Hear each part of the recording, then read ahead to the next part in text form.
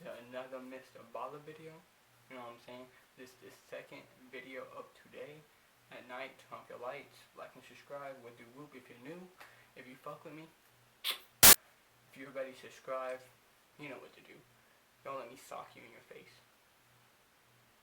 Let's get into it. Story format, and you come to the right place because that's all we do, and we upload once a week. Yes, I know my camera's gonna be spiky. Would do whoop is gonna be like bing or some shit like that. I don't know. I can't help it. I need a mic. Would do whoop. I don't care. That's what I'm saying. Support your boy. I can blow up. So, if that's of interest to you, please mail Let me a go live, bro. birthday Let card. me But do make what sure I to want to do booby-trap it to help and you put it on. guys. You know Also, what I'm please saying? subscribe to our channel and turn on all. Like, let me be a message. You know what I'm saying? Let me speak to you guys like you're my homie. You know what I'm saying? Let me go live on YouTube. Subscribe, boy. Like, you that hateful?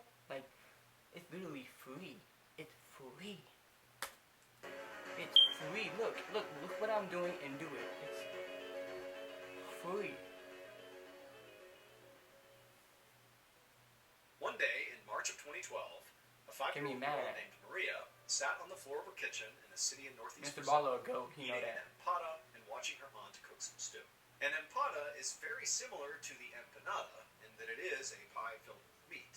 Ooh, that seems good. Empada I want is some. the Brazilian version of that pie. Maria's family was actually known for their cooking, specifically their empadas. In fact, at this very moment, Maria's mother was out selling their famous empadas on street corners and in bars and local restaurants. Now, the family got by okay this way, but despite their notoriety around these empadas, they really wanted more.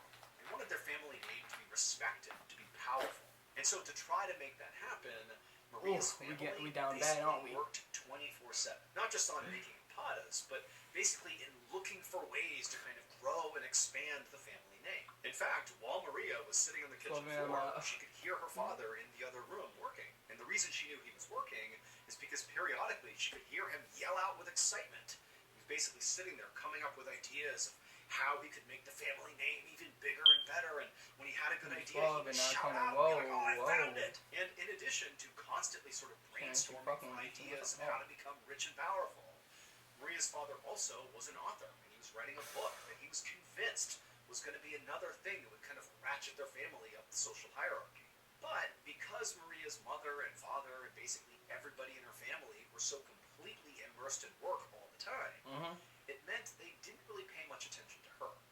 And so most of the time, Maria was just kind of on her own, usually playing in the kitchen or playing. I gotta text wifey. Just then, the front door opened, and in walked Maria's mother. And she was grinning ear to ear.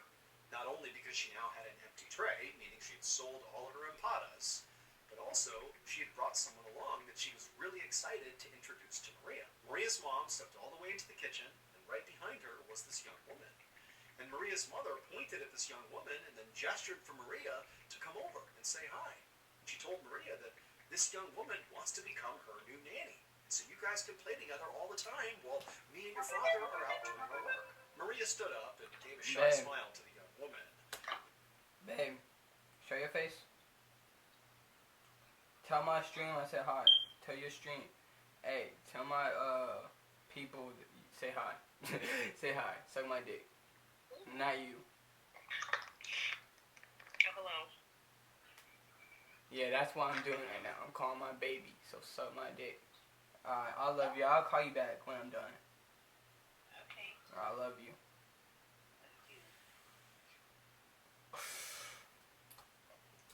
You know, I gotta check up on my mama and shit. If you got your girlfriend, tell you love her and everything. You got your mom with you. Hug your mom. You know what you gotta do. Do everything you gotta do. Still, Maria wanted to pray, do everything, do your push-ups. So she walked over and, as a gesture of goodwill, she handed this woman her half-eaten empada. And the young woman took the empada and laughed and said, thank you. After that, Maria's mother told her to head on out back and go play by herself for a bit, while she and this nanny hammered out the details of her new job. And she told Maria that as soon as they were done, the new nanny would come outside and join her, and they could play together. And so Maria, who was always very obedient, did as she was told. I don't like that. Have her out back and entertain. Personally, me, I don't like when you have a nanny babysitter. Like, take care of your kids. Like, love your kids if you're gonna have a kid. If you push out a kid, you know how hard it is to push out a kid? Take care of the kid, man. Be with the kid. Try to be with the kid. I know it's probably hard because you got to job with you, but, like, try to be with the kid. Because the kids gonna remember that when they grow up. They will. They will. Herself. They and will. the whole time, as she's just kicking rocks around, Don't say they pulling won't. grass They will, up, because I and just kind of doing experienced what it. kids do. I She kept experienced way looking worse. back at the house, waiting So for that's the why nanny you to pray come to God. outside. But she You didn't. see? And after a whole hour had passed by, still this new nanny had not come outside. Maria felt Lord and really Savior never bored, did me so wrong. she went inside to go look for her. A month later, Maria was out in her backyard playing by herself like usual when she heard a commotion happening inside of her house. Mm-hmm. She looked over at the Yeah, house what? and couldn't really tell what was going on. Peep it, peep Then it. she heard the sound Peep of the her mother and situation. her father and her aunt Peep the raising their situation. voices like they were fighting with somebody. And then all of a fighting sudden, with somebody? these uniformed police officers came charging out the back door towards Maria. One of the officers came right up to her and asked her what her name was. And Maria was so scared, remember she's 5 years old, Yeah. that she didn't even know what to say. So she just stood there staring, being Police totally weird. terrified. She had no idea what was going on. But, as these police officers would soon tell her, it would turn out her entire life was one big, horrific lie. What? Maria's father, George Silvera, was not actually her father, nor was Maria's mother, Isabel Silvera, her actual mother. Oh my God. So they kidnapped her. Oh my God.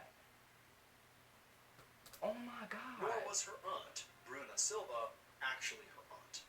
In reality, those three people were not related to Maria.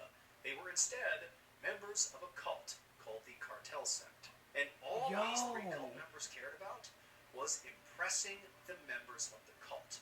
When they thought about, making it big, their so-called family name becoming bigger and more powerful, that was all in relationship to the Cartel Sect. They wanted the members of this cult to Those look boys at in them as the Cartel most powerful and crazy. important members of that cult. And the way they tried to do that was by performing the duties of this cult to the best of their abilities, better than anybody else in the cult. And so what did this cartel care about? Well, the literal purpose of the Cartel Sect was to eliminate women they deemed unclean in order to reduce and purify the And that's how let it go. population. And Maria's family, the mother, the father, and the aunt, had become very well versed at doing this. All those nannies that came around to see Maria, well, the reason they kept vanishing is because shortly after the mother, the They father, kill and the him. aunt introduced them to Maria and said, "Oh, she's going to be your new nanny," they would shoo Maria out into the backyard, and then they would murder the nanny because this person had been deemed unclean. They would cut their throats and stab them to death.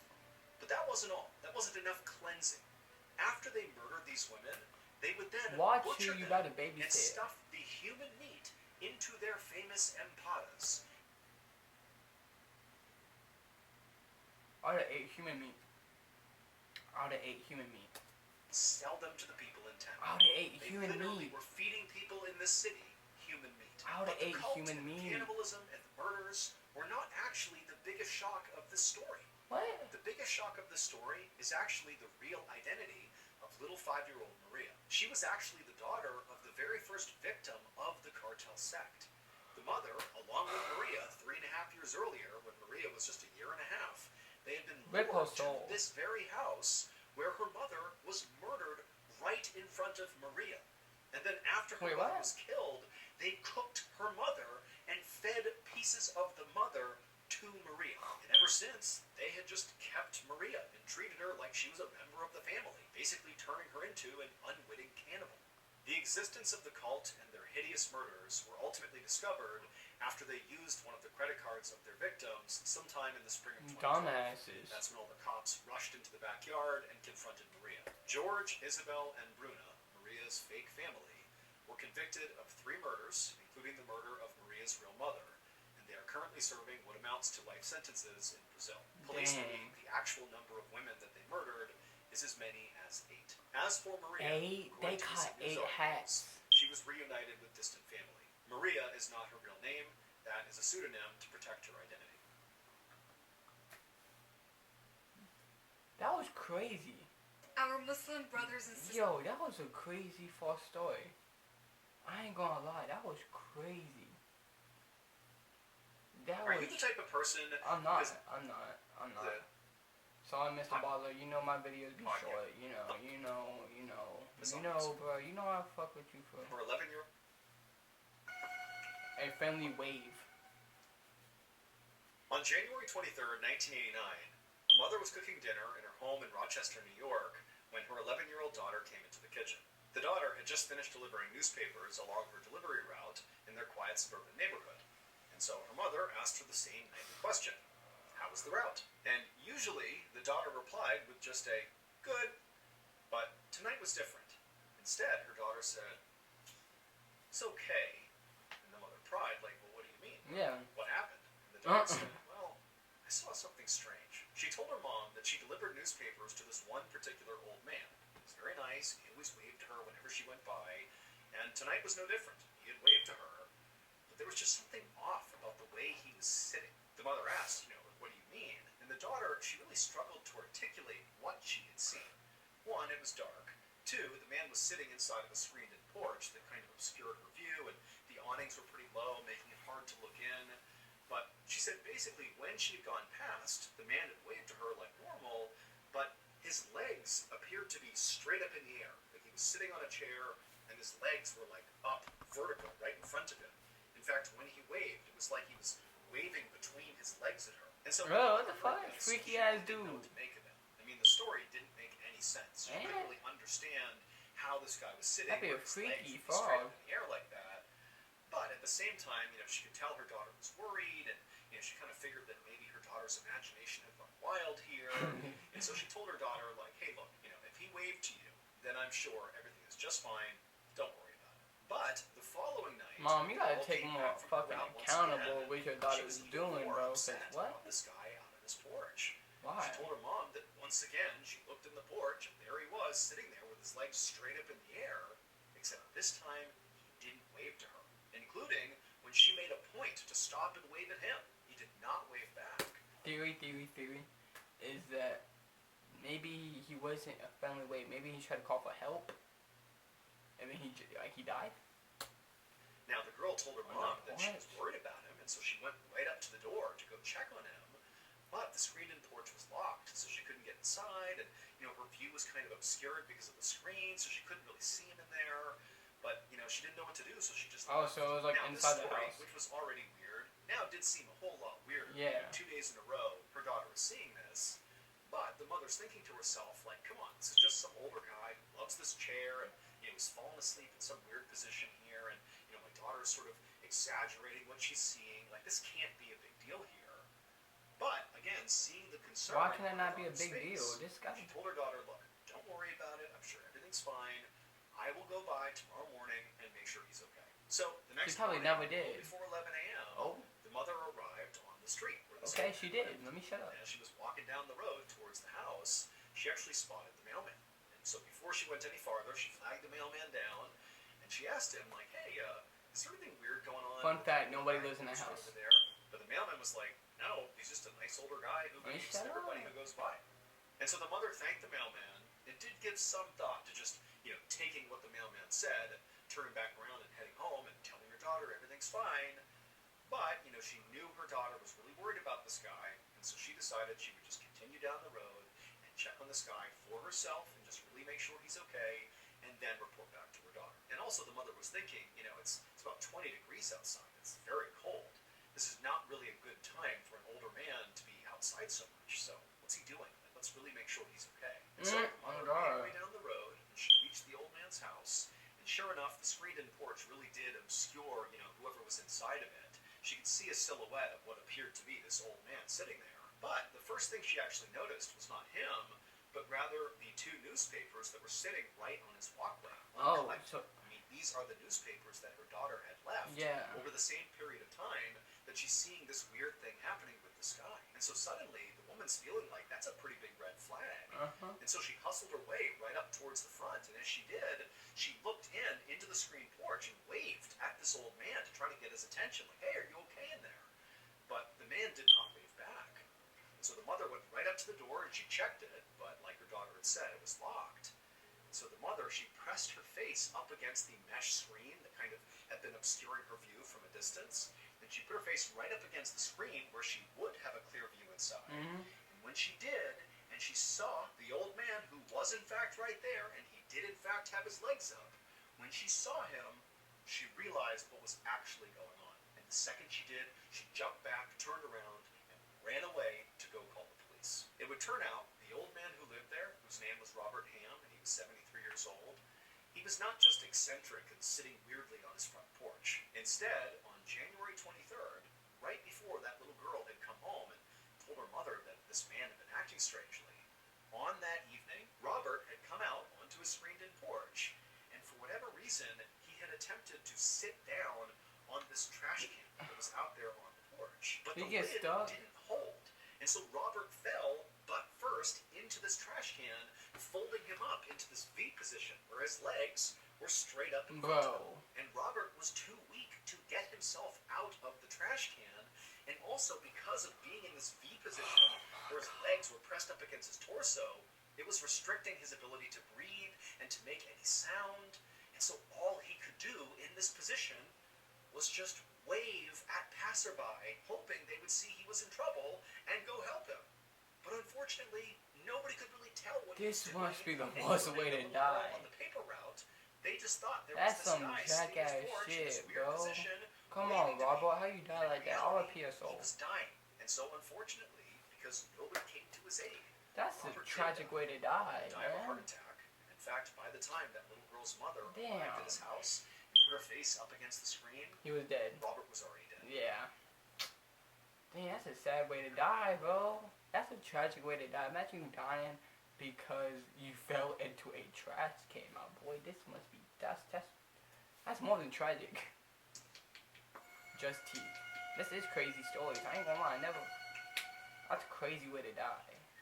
And the other one is just human meat. I imagine on September 25th, how to ate that meat. How a to ate it 69-year-old farmer named Terry Garner stepped out of his house in rural Oregon to go feed his animals. He stopped first at his enclosed yard, where he spread some seed on the ground for his chickens and turkeys, and then he headed over to his pen, where he was raising 4 horned goats. Eat that meat, bro. Chill.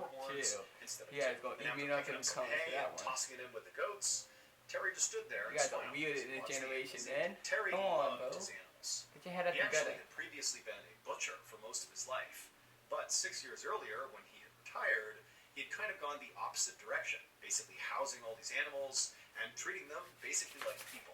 In fact, he was so devoted to his animals that sometimes when the nearby river would flood, he would move all of his animals into this house he had built on his property just for the animals, to make sure they were safe. And if you ever went to visit Terry at his property, it's pretty common to see a lot of the chickens and other birds just kind of hanging out on the front porch of Terry's house. He didn't care. He liked having them around.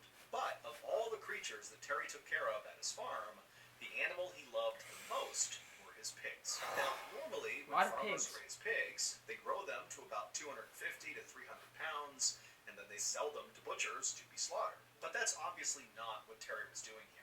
He loved these pigs so much that he basically just fed them anytime they were hungry, and they were hungry all the time, which meant his pigs sometimes grew to be like 700 pounds, and at no point was Terry going to sell those pigs.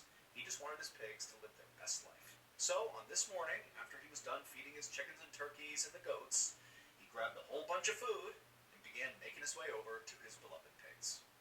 A few hours later, a member of Terry's family arrived at Terry's property and knocked on his door. I know where the story's gonna go by. Terry earlier in the day, and Terry had. Bo got eaten by the pigs. Bo fell somehow and got eaten by the pigs. I'm already knowing it. Picked up. Now, I swear to God, I never watched this on my mother like I put my hand in the Bible. Farmer, but Terry always called people back, and so far he hadn't. And so this family member was here just to check on him. If I'm right, kill them pigs, bro. Kill them pigs. After a few minutes, when Terry did not come to the door, they eat anything, shit, the family member grew more concerned about Terry and decided they would just walk the whole property and just go find Terry and see what he was doing. And so the family member we're making bacon tonight, baby. All around the property, they saw where the pork, chickens and turkeys bacon, were. we're making that tonight. But that was it. All they saw were animals. Terry was nowhere to be found. It was like he was gone. And so the family member was just about to turn around and head back to Terry's house and see if, maybe he really wasn't there. And suddenly, something caught their eye in the pig pen. Now, bro, like the video, bro. Like the video. Because we making bacon tonight.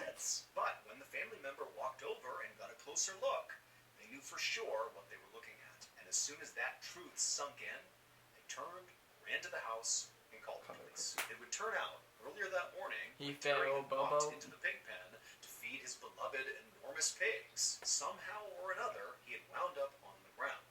Now, we don't know if he had a heart heart attack, or if he had some other medical event, or if he simply just tripped and couldn't get up again. But one way or another, he wound up on the ground, and at some point, his pigs devoured him. And so what that family member saw in the mud that caught Was their the eye pig eating was the not boy? Terry, but Terry's false teeth grinning back at him. Those teeth, along with several pieces of his body and his clothes, were all that was left of Terry. One more haunting detail of this case is that officials were not able to actually figure out whether or not Terry was dead before he began being eaten, or if he was just sort of incapacitated and very much alive when his beloved pigs began to eat him.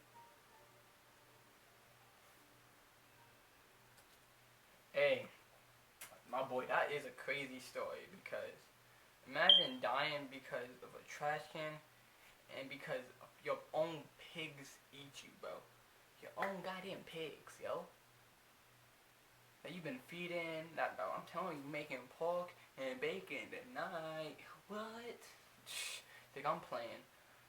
But if you got the video, like, subscribe, you know what to do, what you will. Hopefully you got what you got. Cause my shit died. And I'm catching boys with another video for today or tomorrow. I don't know.